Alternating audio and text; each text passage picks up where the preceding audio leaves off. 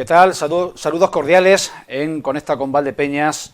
Hoy, día 6 de mayo, muy próximos ya a los 2 meses de confinamiento y iniciada ya la fase 0 de la desescalada. Y hablamos hoy en Conecta con Valdepeñas con una médico intensivista de la Unidad de Cuidados Intensivos del Hospital Universitario de Ciudad Real, que nos habla de las perspectivas que aún tenemos por delante hasta acabar con este ciclo de pandemia. Hablamos también en esta semana en la que ha podido empezar a abrir tímidamente el comercio, el pequeño comercio, pues hablamos con el presidente de la Asociación de Comerciantes de Valdepeñas, Valdepeñas Comercial, que nos, como no puede ser de otra manera, nos depara una perspectiva nada halagüeña de esta reapertura de los pequeños establecimientos y, como siempre, dedicamos un espacio a la cultura en nuestro programa y hablamos con la guía de museos, con Gema Candelas, que nos va a esbozar esa experiencia del pasado fin de semana, interesantísima y muy seguida por Tele Valdepeñas, que fue Balconarte. Empezamos con los contenidos de hoy.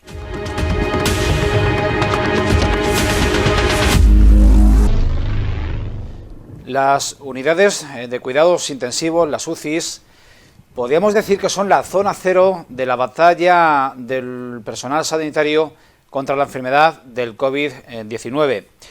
Hassania Abdel Hadi es médico intensivista del Hospital General Universitario de Ciudad Real y es profesora de la Facultad de Medicina de la Universidad de Castilla-La Mancha, donde imparte la asignatura de enfermedades infecciosas. Te saludamos, Hassania Abdel Hadi, ¿qué tal? Hola, buenas tardes, ¿qué tal? Buenas tardes. Doctora, una primera información de ayer mismo del ministro de Sanidad nos dio como novedad que la atención primaria, es decir, los centros de salud, van a asumir la realización de los test PCR y el seguimiento de los nuevos positivos por coronavirus. Yo le pregunto, quisiera saber en qué modo esta medida va a acelerar la desescalada sanitaria. Bueno, pues las PCR en los pacientes que han pasado una infección por coronavirus son necesarias porque pensamos, aunque no tenemos seguridad 100%, de que son el test que diagnostica al paciente no contagioso. Entonces, sabéis que la mayor parte de los pacientes que pasan la enfermedad en casa tienen una semana o 10 días de síntomas y luego pues están asintomáticos durante un largo periodo de tiempo. Ese periodo de tiempo en el que los pacientes están asintomáticos aún tienen controles de PCR positivas. Entonces, esta PCR necesita ser negativa para incorporarnos a trabajar porque pensamos que mientras que se es PCR positiva cabe la posibilidad de contagiar, aunque esto no es seguro al 100%. Hasta el momento, pues esos pacientes que estaban en casa pasando la infección o los que están ingresados en los hospitales y que se van de alta a casa, pues estos pacientes para reincorporarse a su trabajo y a su vida normal necesitan asegurarse de que no van a contagiar a sus familias, a sus compañeros. Entonces se solicitaban PCR de control para saber si podían incorporarse.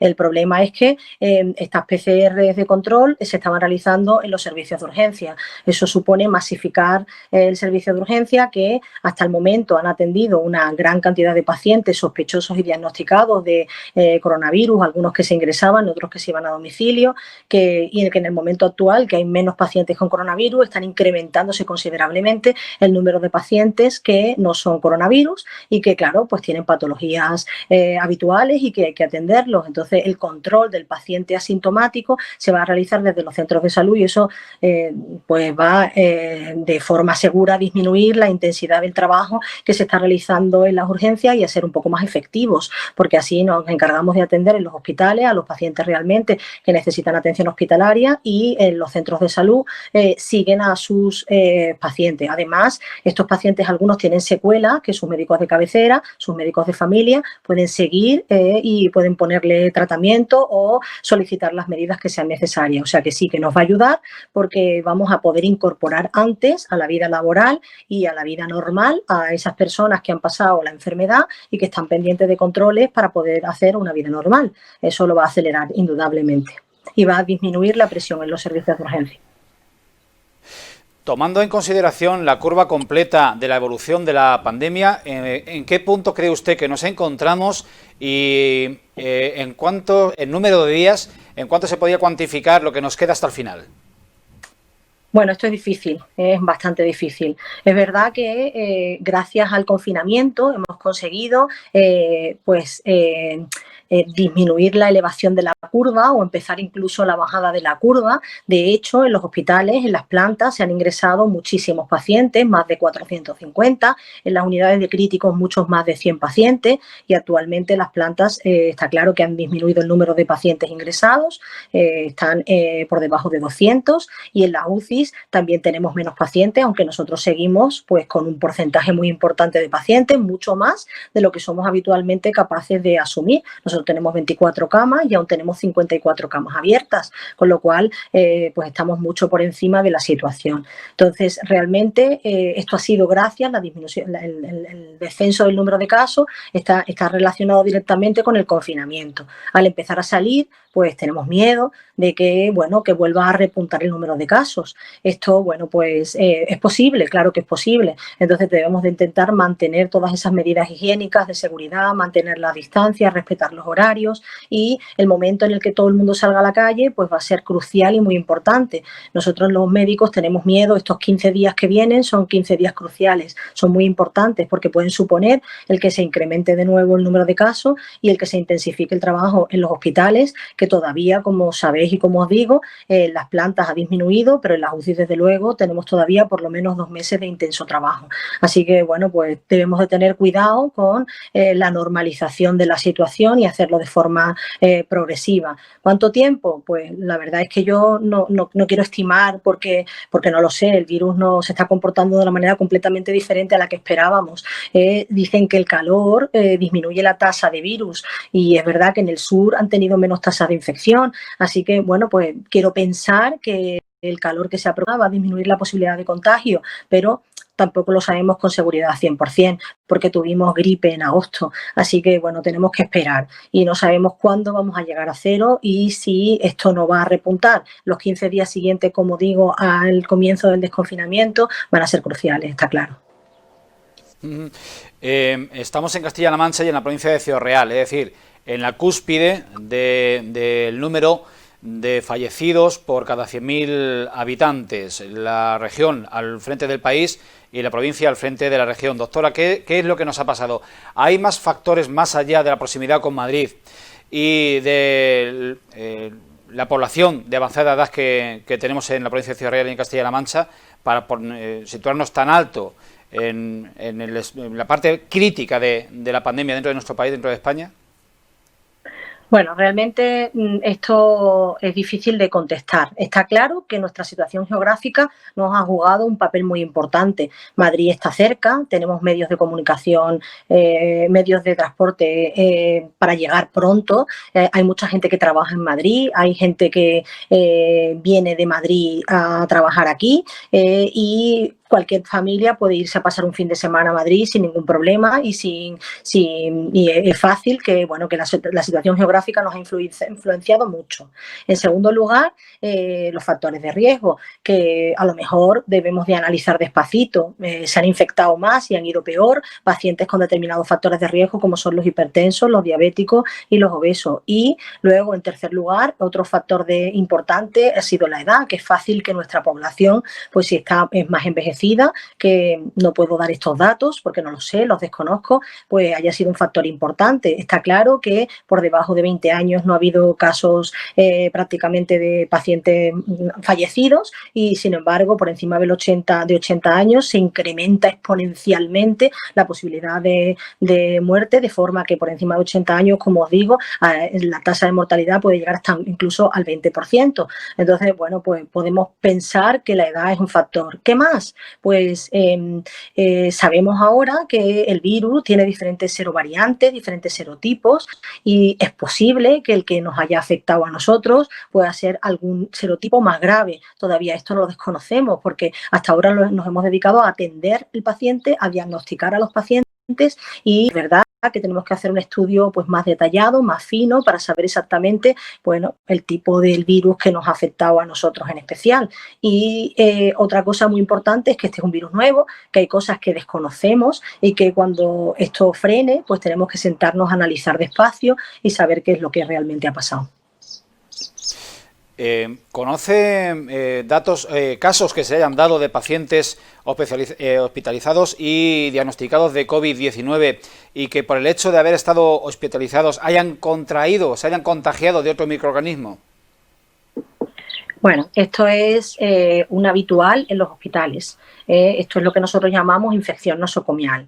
La infección nosocomial son las infecciones que adquieren los pacientes que están en los hospitales porque portan vías, muchos sondas vesicales, otros tubos para ventilarlos, tubos orotraqueales. Entonces, las infecciones nosocomiales son infecciones que adquieren los pacientes con una situación inmunitaria deficiente, alterada, y adquieren estas infecciones porque portan pues este material que necesitan para dar un tratamiento adecuado a estos pacientes, y que muchas veces la manipulación de estos materiales más los antibióticos que le ponemos a estos pacientes graves pues hacen que los microorganismos que nosotros tenemos habitualmente con nosotros en la superficie de la piel cambien y se hagan resistentes, o incluso que a través de esa vía, de esa sonda o de ese tubo pasen microorganismos al paciente produciendo la infección. Esto es un habitual, no es una excepción ahora por la infección por coronavirus.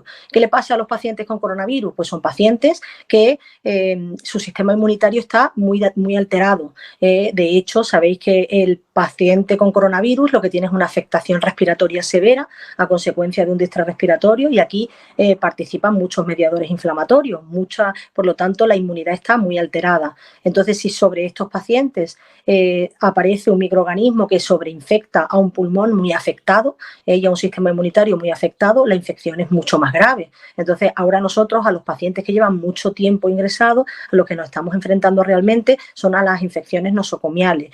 Han superado la fase inicial de infección por coronavirus con muchas secuelas respiratorias, con unos pulmones muy destruidos por el virus y con una situación inmunitaria muy deficiente, y esta nueva infección que adquiere pues le supone una situación muy grave. Entonces, bueno, pues como digo, no es excepcional. La mayoría de facultativos están de acuerdo en que la pandemia va a suponer un antes y un después en la sanidad pública y privada, en la sanidad en general en nuestro país. ¿En qué medida cree usted o qué pozo va a dejar la pandemia y en qué manera va a modificarse el funcionamiento, la estructura, la manera de proceder en los hospitales de nuestro país? Bueno, vamos a cambiar en muchos sentidos. Algunos no son malos, sobre todo vamos a cambiar mejorando nuestra forma de trabajar. Vamos a ser más equipos, sin duda. Lo hemos demostrado durante este periodo. Todos los profesionales del hospital, y no quiero decir sanitarios porque incluyo todos, hemos trabajado como piña en equipo y nos hemos involucrado al máximo. Por lo tanto, creo que vamos a ser más equipos siempre, porque esto nos ha puesto a prueba, nos ha llevado al límite. Y luego, pues vamos a ser, seguramente vamos a intentar tener más previsión para epidemias futuras, y esto va a suponer pues intentar estar preparados con material suficiente, con equipos de protección individual que reclamamos continuamente, con medios suficientes, con salas adaptadas para convertirlas en unidades de críticos de forma rápida, con posibilidad de adaptar las plantas para asumir a muchos pacientes en un momento determinado. Entonces, bueno, pues todas estas medidas que hemos tenido que poner en marcha de forma muy rápida y muy estresante, pues debemos de tenerlas organizadas y preparadas para epidemias futuras.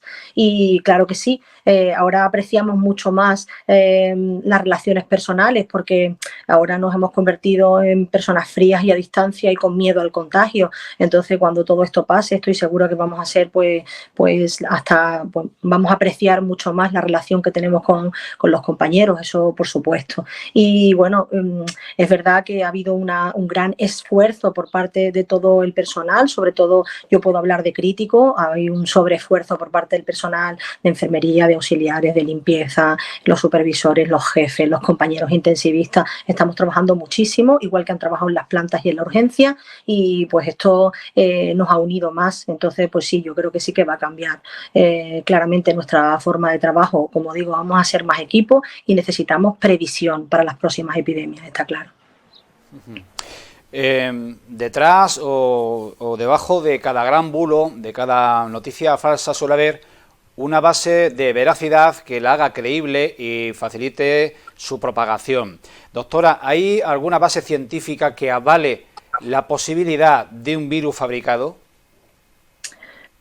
Bueno, esto se ha oído mucho en los medios y yo tengo que decir que yo solo puedo fiarme o debo de fiarme de lo que nos cuentan nuestros expertos, los microbiólogos, los expertos en biología molecular y en genética, que han analizado el virus, nuestros compañeros aquí en España, porque los chinos algunas cosas nos las han contado y otras no, y el análisis del virus se ve que procede realmente de otro tipo de coronavirus, de otros SARS que tuvimos en otro periodo, en el año 2003. Parece que es una zoonosis, procede de animales, parece estar relacionado con los murciélagos, puede o no estar relacionado con el pangolín, que es un animal que no tenemos aquí, pero que sí que hay en China, y lo que sí parece que nuestros científicos insisten en que la base genética y molecular del virus no puede ser compatible con un virus creado en un laboratorio.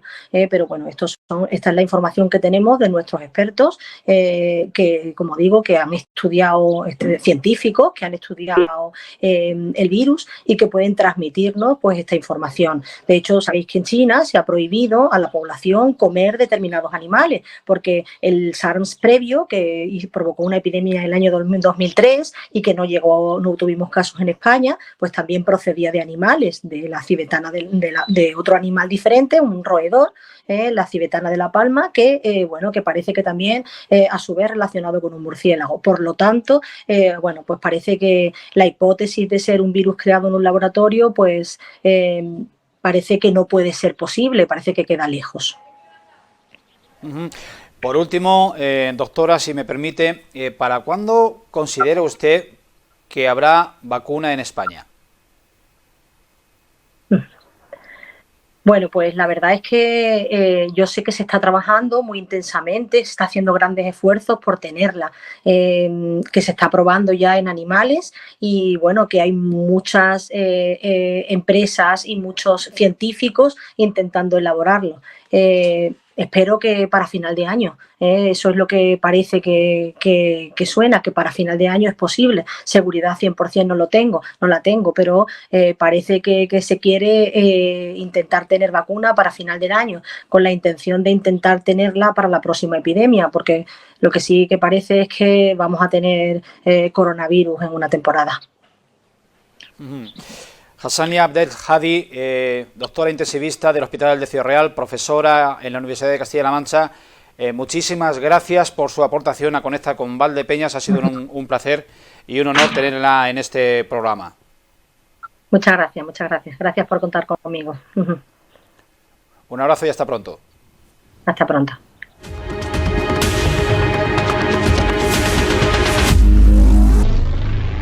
En el día de ayer conocíamos los datos del desempleo actualizados a 30 de abril. Son, con diferencia, los peores datos que se conocen en la historia desde que existe este registro, con alrededor de 300.000 nuevos demandantes de empleo en un solo mes en nuestro país. Restaría conocer cuáles son esos resultados en nuestra comunidad autónoma y en nuestra localidad. Días atrás conocíamos otros datos que tampoco ayudan al optimismo, como son estos más de 19.000 expediente de regulación temporal de empleo tramitados en nuestra región, que afectan a más de 80.000 trabajadores que no han perdido su puesto de trabajo, solamente lo tienen suspendido, pero que de hecho están inactivos y se sumarían a esos 300.000 demandantes de empleo a nivel nacional. Con semejante panorama, hablar con el sector del comercio, en una ciudad donde estos pequeños negocios son influyentes y tienen un buen peso en el PIB local, pues no es nada alentador. Hablamos, no obstante, con Jesús Merlo García, que es el presidente de la Asociación de Comercio y Servicios Valdepeñas Comercial. Jesús Merlo García, buenos días, ¿qué tal? Hola, buenos días, muy bien. Aquí, bueno, pues aguantando el temporal, ¿no? Yo, en primer lugar, Julián, quiero que me permitas que haga, pues, primero, antes de nada, solidarizarme con todas las familias de todos los fallecidos, de los cuales muchos fallecidos y fallecidas, de los cuales hay mucha gente de comercio de Valdepeñas, que con cara, con nombres y apellidos. Y también, bueno, pues mandar un abrazo muy fuerte y una oración para esas almas que ya nos han dejado, esas personas que nos han dejado, y un abrazo muy fuerte para las familias. Y cómo no, pues apoyar desde aquí a las fuerzas de seguridad del Estado, Policía Local, Policía Nacional, Guardia Civil, Ejército, voluntarios de Protección Civil, voluntarios de Cruz Roja, los servicios médicos, instalaciones médicas, o sea, todo el mundo y todos aquellos que han demostrado una gran solidaridad con esta pandemia, que pues que aún así seguimos luchando contra ella y no sé cuánto tiempo va a durar esto, ¿no? Jesús, comenzábamos diciendo que las cifras son aún más atroces que las que nos hacían llevarnos las manos en la cabeza en los primeros meses de la crisis de 2008 a 2012. La diferencia entre aquello y esto es crucial. Aquello había una crisis estructural de carácter económico y financiero, y la de ahora la ha traído consigo una crisis sanitario. Así, a bote pronto, ¿cuál está siendo el impacto o cuál es tu impresión de lo que está padeciendo el sector del comercio y de los servicios de nuestra localidad y de nuestra comarca? Bueno, yo creo que todavía va a ser más dura y más fuerte. Yo creo que todavía lo malo y lo peor está por llegar. Lo que sí es verdad es que solidariamente el comercio desde el día 15 de marzo cerró, la mayoría comercio y empresas de servicios cerró, fuimos a un ERTE. Bueno, hasta la fecha ya toda esa gente se ha incorporado al mundo del paro, por hablarlo así, y lo que sí es verdad es que esta gente, tanto trabajadores como empresarios, autónomos, comerciantes, la mayoría con 1, 2, con 3 trabajadores, incluso algunos con 10, han ido a ERTE. El trabajador está todavía sin cobrar un euro. Imagínate, ya 2 meses sin cobrar, pues las necesidades de esa gente, una demanda social importantísima para las ONGs de Valdepeñas y para el Estado. Y bueno, para nosotros hemos cumplido solidariamente con el cierre, aunque algunas grandes superficies no han sido solidarios con nosotros y nos han hecho alguna competencia desleal que denunciamos y que al final se han cumplido y que agradecemos. Pero lo que sí es verdad es que si nosotros ahora mismo, la gente que ha ido a un ERTE, el comercio empieza a abrir a partir de ahora la desescalada, a partir del 11 de mayo, que se va a regularizar el tema de las aperturas de los comercios, pero si tendremos que enseguida recuperar a esos empleados, a esas personas que han estado trabajando y que esperemos que sigan trabajando con nosotros, la venta cero, la inversión que hemos tenido que hacer para poner nuestros comercios al día en el tema de desinfección, unos gastos, unos más, otros menos, entonces para nosotros va a ser la ruina total. Muchos, el comentario que tengo, he estado en contacto desde el primer día con todos los comerciantes, con la junta directiva y con todos, la gente está ilusionada por abrir, pero el problema está en qué es lo que va a venir detrás. Las ventas no van a ser igual, hay una falta también de desconfianza por si los comercios no están puestos al día en el tema de seguridad, y lo que sí es verdad es que, bueno, se avecina una muy negra. Ante un panorama y una perspectiva tan tétrica y tan penosa, ¿habría posibilidad de algún mensaje que trasladar tanto al sector como a la población en general en clave positiva? ¿Qué se puede decir de bueno de este inicio de la desescalada también en el sector del comercio? Bueno, hay que ser optimistas. Prueba de ello que he sacado algunos contactos que he tenido que no se creen capaces de poder abrir por los gastos y por los costos que tienen. La mayoría, el 99,99% va a abrir. Lo que sí es verdad es que también lo que hay que hacer es un llamamiento general a lo que es a Valdepeñas y a toda la comarca, sobre todo que consuman en el comercio local, en el pequeño comercio, ese comercio que siempre han tenido esa gran confianza, que todos los comerciantes están poniendo sus comercios al día, que se van a mantener las medidas de seguridad y que tengan esa paciencia cuando lleguen al comercio también, de que si se ha guardado cola en los supermercados, pues que también se guarde cola en los comercios, porque claro, las medidas de seguridad nos exigen de que es así, comercios pequeñitos que no pueden pasar nada más 1 o 2 personas y no le pueden atender nada más que un dependiente o 2 como máximo. Entonces, pues eso. Y sobre todo entre nosotros, entre todos los comerciantes pequeños y medianos y empresas de servicios, crear esa sinergia de decir, vamos todos a una, vamos a luchar y vamos a hacer ese circuito cerrado que yo siempre he reclamado en lucha y en favor del comercio local, que al fin y al cabo es el comercio de confianza.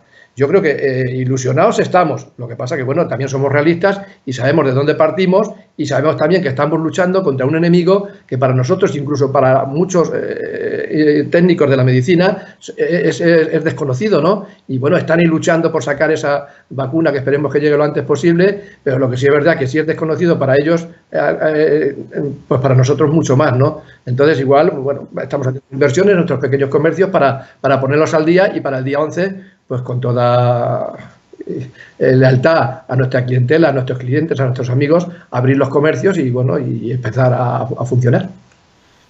El Ayuntamiento esta semana, en sesión plenaria, aprobaba el inicio de la modificación de las ordenanzas fiscales para empezar a contemplar reducciones y exenciones en impuestos que tocan directamente al pequeño comercio, como es la tasa de basura, la ocupación de la vía pública con carácter comercial y otros conceptos tributarios que evidentemente les está afectando a una mayoría de los establecimientos que hoy están cerrados. Inicialmente, Valdepeñas Comercial, ¿cómo valora este inicio de modificación que puede empezar a surtir efecto dentro de un par de meses cuando pueda llevarse a cabo la aprobación definitiva de esa modificación?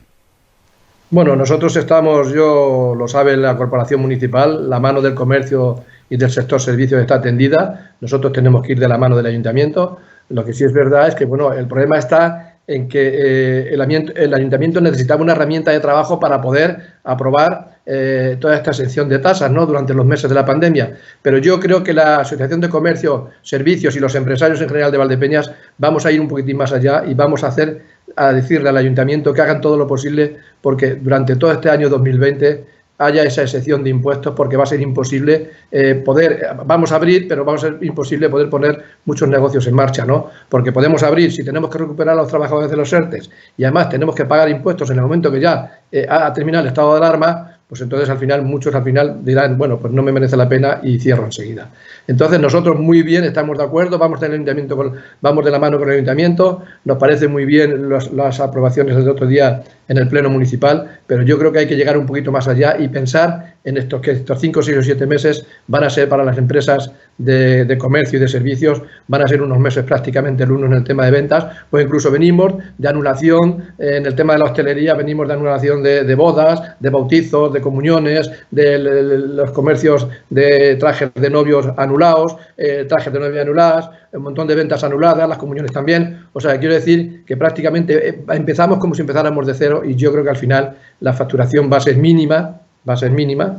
Bueno, si nos llevamos la sorpresa de que al final la gente responde y al final facturamos enseguida, pues no habría ningún inconveniente, pero yo creo que hay que hacer un llamamiento al Ayuntamiento con todo el cariño del mundo, con toda la lealtad del mundo y decirle que yo creo que en el 2020, igual que otras administraciones muy cerquita de aquí, ayer me puse en contacto con Tomelloso y me puse en contacto con Puerto Llano y ayer creo que venía publicado ya en un periódico de provincial que las dos alcaldesas han creído conveniente que en el 2020 la exención de tasas va a ser efectiva, incluso a los bares les van a hacer de que puedan ampliar incluso más metros cuadrados. Eso es querer ayudar y yo creo que siempre nuestro alcalde y nuestra corporación siempre ha estado con la mano tendida para echarnos una mano y creo que al final, pues bueno, va a ser lo que se va a llevar a cabo, ¿no? Pero bueno, una cosa es lo que pedimos y otra cosa es luego lo que se puede hacer, lo que se pueda dar. Sin embargo, ese inicio de cambio de las ordenanzas fiscales para aplicar esas deducciones a los empresarios y a los autónomos no tuvo una aprobación unánime. Hubo votos negativos a ese cambio, a esa propuesta. Desde el sector, ¿cómo veis esta falta de consenso? Bueno, yo creo que lo que sí es verdad, y yo lo he dicho, y yo creo que incluso lo he dicho algunas veces, lo he repasado contigo en Petit Comité, que a mí lo que no me gusta es que se politicen las cosas. La representación de Comercial Valdepeñas y de las empresas de servicios la tiene su junta directiva, y en este caso su presidente, que soy yo. La representación de FCBAL la tiene don Cándido Simarro y la representación de jóvenes empresarios la tiene doña Gloria Bravo. Entonces yo creo que son las personas a las que hay que dirigirse porque son las personas con las que estamos en contacto. Entonces me parece muy mal que se haga uso personal, os haga uso, no voy a mentar aquí a nadie, pero lo que sí es verdad, cuando es un tema de consenso. Si se lleva la propuesta de que hay que hacer una sección de tasas, lo más importante es que todos a una voten por unanimidad. Y luego después, bueno, pues que vayan contactando con los empresarios, se van contactando con los presidentes y se dirijan a nosotros, porque yo siempre he tenido la mano tendida y en estos últimos días he hablado con 4 o 5 personas de la corporación. Lo que sí es verdad es que hay que tener esa mano tendida, hay que consensuar estas cosas, porque al final estamos todos en el mismo barco. Y estamos hablando de cientos y cientos de puestos de trabajo y además de muchas familias que hay detrás, que bueno, que al final, pues imagínense, si no llegamos a un acuerdo, si en esto no llegamos a un acuerdo que es por salvar Valdepeñas, pues lo que no quiero es que este tema se politice, no se debe politizar. Luego en el sector comercio, en el sector servicios, habrá gente que piense de una manera, gente que piense de otra, pero aquí lo que estamos es toda una, defender lo que es el comercio local de Valdepeñas, defender la capitalidad de comarca de Valdepeñas y defender las empresas de servicios. Importantísimo la hostelería, que hay que defenderla a capa y a espada. Y entonces, entre todos, yo creo que debían de haber sentarse o deben de sentarse entre todos y hablar y saber cómo está la situación. Y los interlocutores somos los 3 presidentes, 2 presidentes y una presidenta, que son los que sabemos la situación de nuestros asociados y además de los no asociados. Una cuestión más, Jesús Merlo. En poblaciones de nuestro entorno, y pienso en Manzanares, pienso en Moral de Calatrava, ya se han anunciado desde los ayuntamientos el inicio de campañas potentes de apoyo al pequeño comercio local y a las compras en los negocios locales, los que cotizan a todos los efectos en las arcas municipales. Y esa campaña en Valdepeñas, pues sin duda algunas también se pondrá en marcha. ¿En qué términos tendría que plantearse esta campaña publicitaria de marketing, de comunicación, para reconducir el consumo hacia las empresas locales? Bueno, yo creo que ahí es importantísimo la colaboración y también la implicación de los medios de comunicación, que desde aquí os los agradezco, empezando por Televaldepeñas y por todos los medios digitales y todos los medios escritos. Y lo que sí es verdad es que, bueno, ya teníamos pensado, sin llegar la pandemia, hacer una campaña muy fuerte de defensa del comercio local y celebrar esa famosa pasarela que atraía a miles de personas a la Plaza de España o la Avenida 1 de Julio, y teníamos en proyecto la celebración de una feria del comercio de alimentación que incluyera vendiendo nuestros productos. Lo que sí es verdad es que ya fechas prácticamente no vamos a tener para poder celebrar. Entonces vamos a hacer mucho hincapié, me reuniré con la concejala de Turismo y Comercio, que hasta ahora ha habido una relación muy estrecha y muy buena y una buena sintonía, y yo creo que haremos una campaña muy fuerte para recuperar esa capitalidad de comarca y para que la comarca venga. Y sobre todo haciendo hincapié de que la gente, porque yo creo que lo que hay ahora es miedo pues a acercarse al comercio, a probarse la ropa, a probarse el calzado, muchas cosas, ¿no? E ir a tomarse una cerveza y estar pegado a uno, y claro, es que las medidas de seguridad son las medidas de seguridad, y ahí todos tenemos que poner de nuestra parte, pero lo que sí es verdad es que vamos a hacer una campaña muy fuerte, que no tengan miedo, que desechen el miedo a comprar en Valdepeñas, que vengan a Valdepeñas. Valdepeñas seguirá y estará así muy bonita, y que vengan y que realicen sus compras en el pequeño comercio, porque dependen muchas familias de esto. Jesús Merlo García, presidente de Valdepeñas Comercial, muchas gracias por entrar en Conecta con Valdepeñas, mucho ánimo, mucha fuerza y hasta un pronto reencuentro.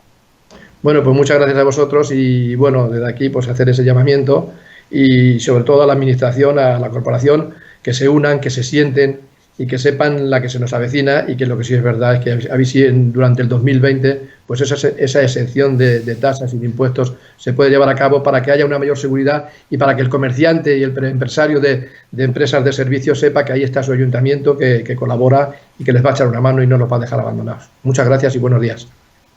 Un abrazo. Un abrazo.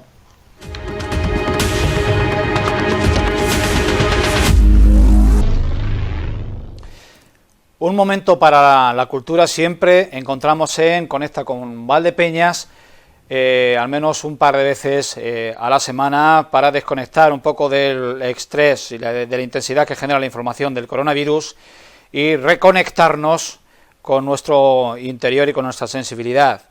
Gema Candelas es intérprete de patrimonio, trabaja en la Concejalía de Cultura del Ayuntamiento de Valdepeñas, es arqueóloga, generalmente se le suele ver en el Cerro de las Cabezas, Yacimiento Íbero y Centro de Interpretación, y también ocasionalmente en el Círculo de la Confianza, en el Centro Cultural de la Confianza y en el Museo Municipal, interpretando piezas, pintura, escultura, etcétera.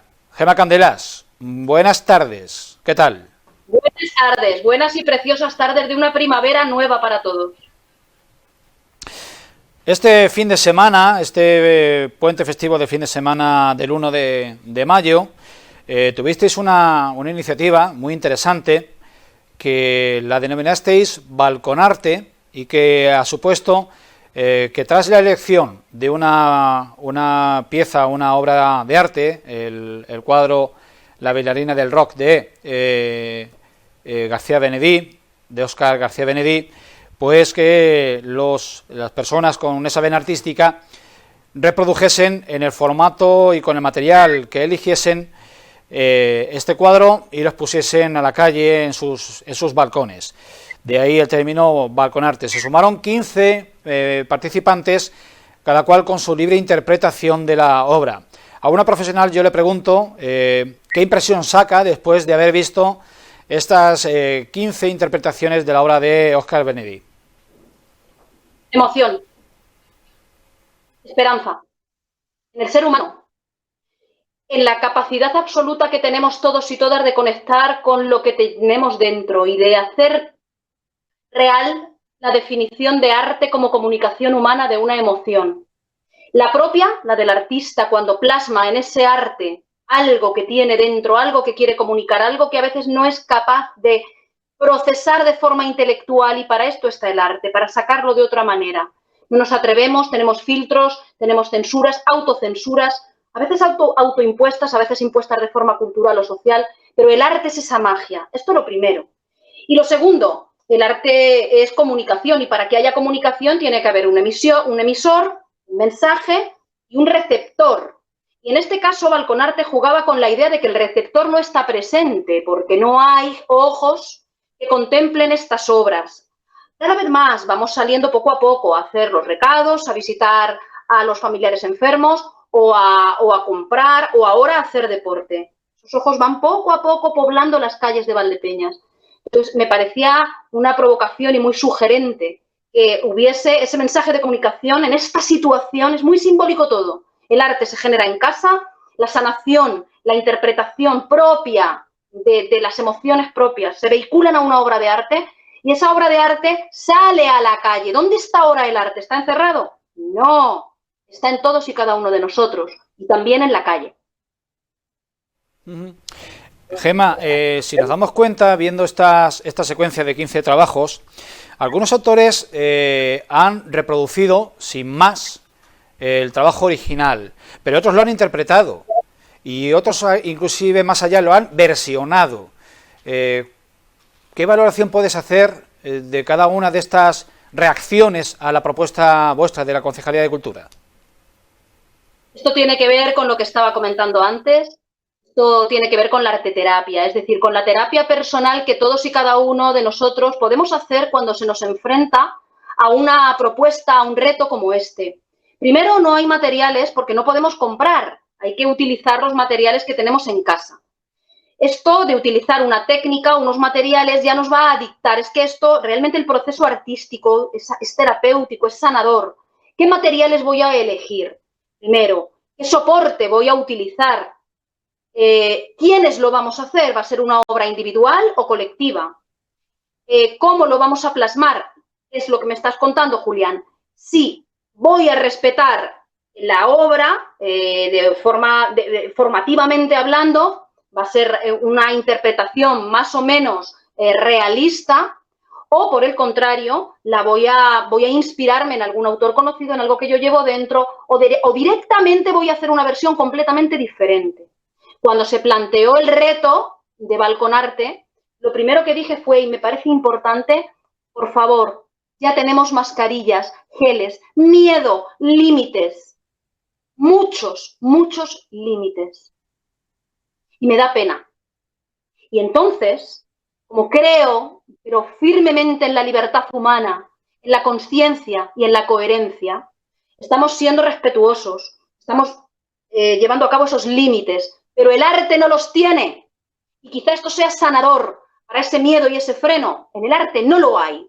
Por lo tanto, es que estoy emocionada, porque cuando he visto todas las bailarinas, he visto un poco como en la comedia divina de Dante, he visto todo el mundo ha pasado por ahí, todo tipo de reacciones, desde las formativas, desde las interpretativas, desde las más infantiles, que tienen un fondo tremendo, a las más libres. Y luego, dentro de cada interpretación, cabría la posibilidad de explicar mucho, explicar el mundo entero. El mundo entero está en cada bailarina. Te propongo, Gemma, un desafío y apelo a tu alma de artista que también existe. Si hubiese que plasmar en un ejercicio de pintura rápida el hecho de la pandemia del coronavirus, ¿qué recurso utilizarías para ocupar ese lienzo? ¿La abstracción, la figuración, el realismo, el impresionismo? ¿A qué recurrirías? ¿Cómo lo plasmarías? ¿Quieres que te lo diga? Sí, claro. Muy atrevida. Adelante. Una obra de arte colectivo. Una obra de arte colectivo, una performance, una obra de arte colectivo en un lugar importante para nuestro pueblo, un lugar como puede ser la Plaza del Pueblo, en la cual cada valdepeñero y valdepeñera elabore un material abstracto, figurativo, vuelvo a no poner límite. Quizá la maestra de ceremonias podría ser yo, porque bueno, tiene que haber de alguna forma alguien que coordine esto.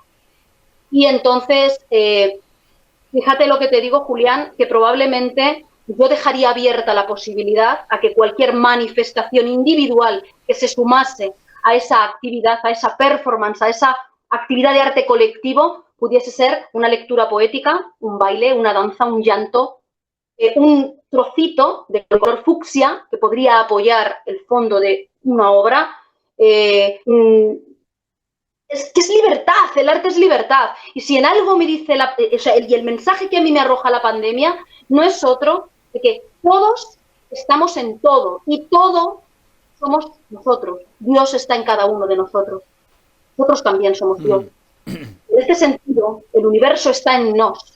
Por lo tanto, no puedo imaginar otra obra de arte que represente la pandemia que no sea una obra de arte colectiva, en la cual el esfuerzo suma. Y el conjunto, como las teselas de un bello mosaico romano, forman la imagen.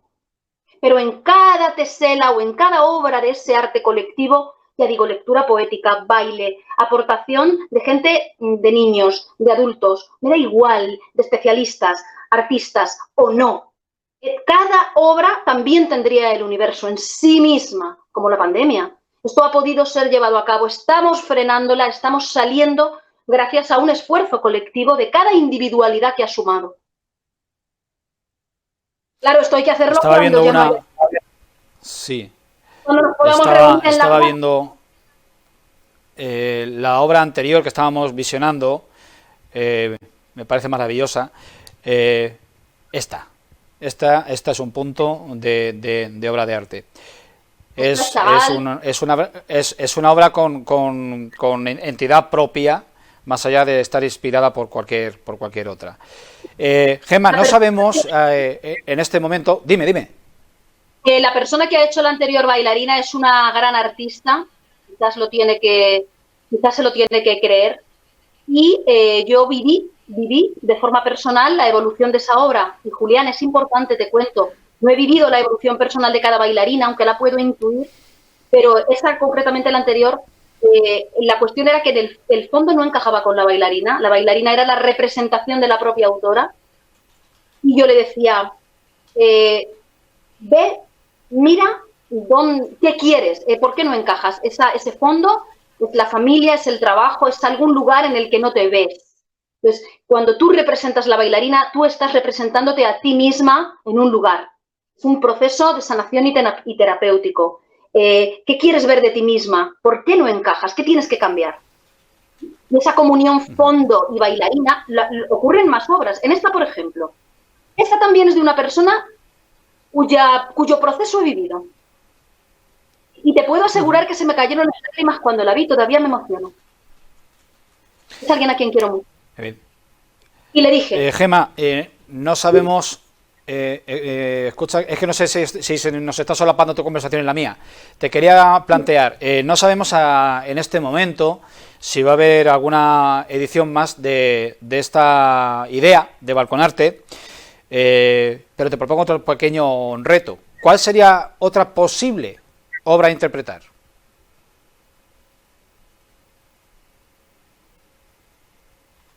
Creo que debe ser un autor valdepeñero y podría ser un Gregorio Prieto. Pero no bodegones y ¿De qué molinos. época? Otra cosa. ¿Época Diferente. griega? ¿Época inglesa? Puede que no. Ninguna de esas épocas. A lo mejor postismo. Si te irías a los inicios. En una maravillosa abstracción. Yo creo que ahora estamos todos un poco locos como este viento de la primavera. Entonces, se me ocurre una obra, un Gregorio Prieto que rompa un poco con la imagen que todos tenemos de Gregorio Prieto. O directamente, por ejemplo, un Nieva en un baile de color, un azogue y en una abstracción. A lo mejor podría ser interesante plantear una abstracción. Porque con la abstracción, a lo mejor, los valdepeñeros y valdepeñeras nos hacen una figuración. Eso es un reto. Gema, una cuestión más. Si algo nos está trayendo de bueno, pocas conclusiones buenas hay que sacar de esta experiencia tan extrema que estamos padeciendo. Si algo nos está trayendo de bueno, aparte de la solidaridad, de la empatía y del tributo diario al personal sanitario, es una oleada de creatividad cultural y de aportación y de generosidad. Entonces, pido tu reflexión sobre esto último. Se están prodigando, sobre todo por lo que más tenemos a mano, que son las redes sociales, Internet, infinidad, desde luego WhatsApp, infinidad de aportaciones muy positivas y muy ingeniosas que tienen que ver con el mundo del arte. ¿Qué pozo, Gema, qué pozo va a dejar la pandemia en un horizonte de corto y medio plazo? ¿Qué pozo va a dejar para la creatividad, para la imaginación, para la creación artística? La pandemia, desde mi punto de vista, es una oportunidad. Hay un sistema que colapsa y hay algo que no funciona. Anoche yo escuchaba un mochuelo desde mi balcón a la luz de la luna. He podido salir al campo cuando ya nos han dado permiso y he observado una primavera inusual, unos colores, unos olores, unos matices que no contemplaba desde que era niña. El miedo genera tensión, pero de la tensión, como es un pálpito universal, toda tensión es como un parto. Las que hemos vivido un parto sabemos que hay una contracción, expansión, contracción, expansión. La pandemia para mí es una contracción. Es un momento de dolor, es un momento en el cual el sistema ha reventado y entonces se colapsa. Hay una contracción, pero de toda contracción viene después una expansión. El alma humana necesita el arte. El arte nos hace humanos. Del miedo se genera la libertad, una libertad consciente. Has dado en una gran clave, Julián. Gracias a ese miedo, gracias a esta situación, la gente ha conectado con lo que llevan dentro. Han entendido que necesitamos un cambio y que el cambio tiene que estar aquí ya. Un cambio de conciencia, de consumo responsable, de vida vivida plenamente. Vamos a dar los besos que tenemos que dar a quien tengamos que darlos, porque ahora sabemos que todo puede acabar. Vamos a vivir con conciencia pero con libertad. Vamos a darle bocaos a la vida, a respirar, porque sabemos que cualquiera puede ser el último momento. Y esto no es negativo, esta es la grandeza de la vida. Esto es entender realmente la vida. Y esto no es otra cosa que la manifestación, el arte no es otra cosa que la manifestación profunda de este proceso que estoy diciendo. ¿Cómo no acudir, cómo no ver que en el arte están surgiendo manifestaciones increíbles, sanaciones increíbles? O sea, todo el mundo es artista y Balconarte nos lo ha hecho ver. Todo el mundo tiene algo que comunicar. Y una bailarina que a alguien le ha valido para entender cómo encaja en el mundo, a mí como espectadora me ha valido para entender cómo encajar mi maternidad o cómo encajar en un aspecto de mi futuro o de mi pasado. Sanación y regalo. Ese es el mensaje post-pandemia. Sanación, libertad, consciencia y regalo de vivir, regalo de estar vivos. Gemma, agradecidos, como siempre, a tu aportación, siempre sabia, siempre muy agradable. Quedamos emplazados a reencontrarnos lo antes posible. Ojalá Dios lo haga. Julián, no la he hecho yo, ¿vale? La he hecho mi amor, me ha pintado así.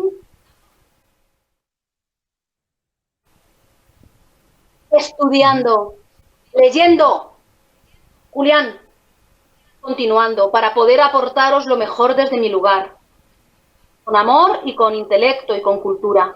Esa es mi bailarina, el estudio, la dedicación al público, la aportación. Genial. Gemma, lo dicho, un abrazo fuerte y a cuidarse. Que creo que estás convaleciente, ¿no? ¿O me equivoco? Mira, he pasado el coronavirus de forma prácticamente asintomática. Ha quedado una anosmia, falta de olfato y gusto, que no se ha dado de forma oficial como síntoma del coronavirus. Pero el coronavirus, te voy a decir algo, Julián, y sobre todo la pérdida de un sentido que ya he recuperado y ya salí de la cuarentena, estoy perfecta. Pero el haber pasado el coronavirus, tengo además un diagnóstico oficial, aunque no me hayan hecho el test con la anosmia, sí me han reconocido como coronavirus. Julián, he perdido el miedo. No tengo miedo. Creo y considero que el sistema inmunológico mundial está a prueba, pero el sistema inmunológico de cada persona son las defensas que tiene. Y estas se alimentan de amor, de deporte, de buena alimentación, de conexión con uno mismo. Y el miedo nos aleja de esto. Por lo tanto, un mensaje que quiero arrojar a la gente desde aquí es que no tengan miedo, que confíen en ese sistema inmunológico que lleva perfeccionándose miles de años. Somos el producto de un trabajo inmunológico sistémico. Y funciona. Confíen en él. Agradecidos, Gemma, y buena conclusión. Hay que perder el miedo. Nos vemos pronto, Gemma, un abrazo. Gracias. Nos vemos en las calles, nos vemos en el arte. Nos seguiremos viendo ahí fuera. La primavera nos espera.